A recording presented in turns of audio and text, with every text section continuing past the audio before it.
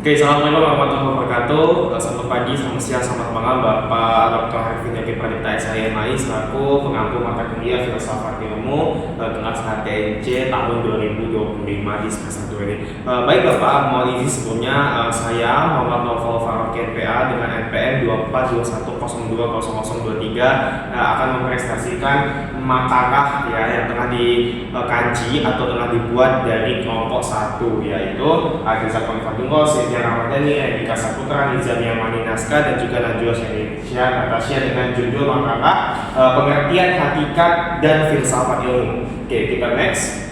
Pengertian filsafat ya, filsafat itu dari bahasa Yunani kuno ya, yaitu ada philos dan juga sophia. Philos ya bisa diartikan dengan arti cinta ya, dan sophia itu bisa diartikan dengan kebijaksanaan. Jadi ketika kita gabungkan antara philos dan sophia ini adalah cinta atau mencintai kebijaksanaan begitu.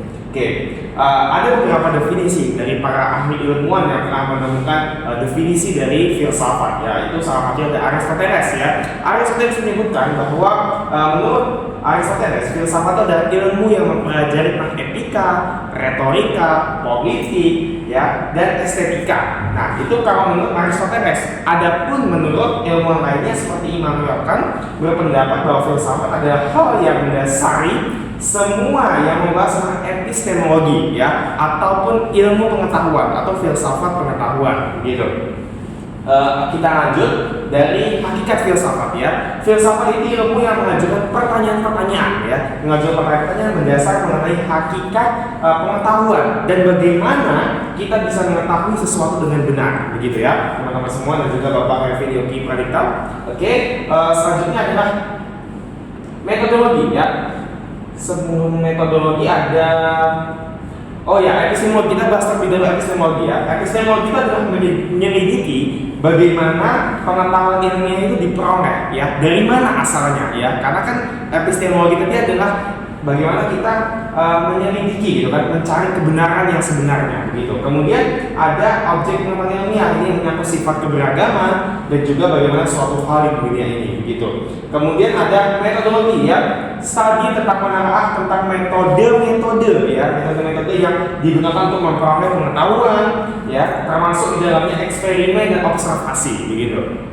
Nah, kemudian ada aksiologi ya, mempertimbangkan bagaimana ilmu pengetahuan itu harus digunakan dan apa implikasi etis ya dari pengembangan dan penerapan ilmu filsafat tersebut begitu.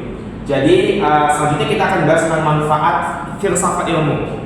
Manfaat filsafat ilmu pertama adalah evaluasi kritis terhadap ilmu pengetahuan. Jadi filsafat ini perlu kita evaluasi ya, tentang benar atau tidaknya ya, modelnya seperti apa, kita evaluasi ya. Kemudian yang kedua itu adalah pengembangan ilmu pengetahuan dengan memahami prinsip ya, dasar-dasar filsafat ilmu. Para ilmu dapat mengembangkan ya ilmu pengetahuan yang lebih kreatif dan juga inovatif ya. Tentunya filsafat ilmu ini memberikan spiritif ya bagi pengembangan dan kemajuan ilmu gitu.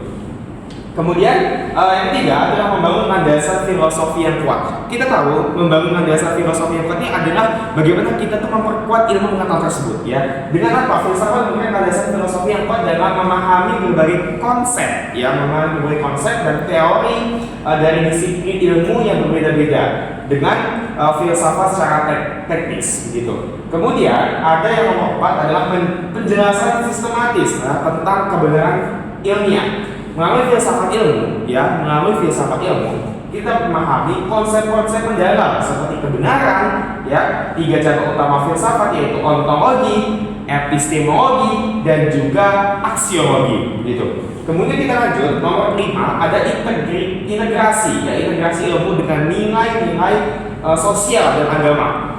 Ya, kemudian kita ada alat untuk mengatasi krisis, ya, krisis ilmu dan teknologi, begitu. Teman-teman dan Bapak Dr. Harvin Yaki Pradipta SIMI, jadi kesimpulan dari filsafat ilmu adalah ada ilmu yang mempelajari tentang sesuatu hakikat ya, sifat dan prinsip dasar dari sesuatu ya. Bagaimana kita sebutkan tadi bahwa dari bahasa Yunani filsafat ilmu bisa dikatakan sebagai philos ya, bisa dikatakan cinta, dan juga sophia atau mungkin kebijaksanaan yang bisa digabungkan dengan arti mencintai kebijaksanaan. Mungkin cukup saya, terima kasih. Apabila ada salah kata saya mohon maaf, dan pada umumnya saya mohon ampun. Terima kasih. Wassalamualaikum warahmatullahi wabarakatuh.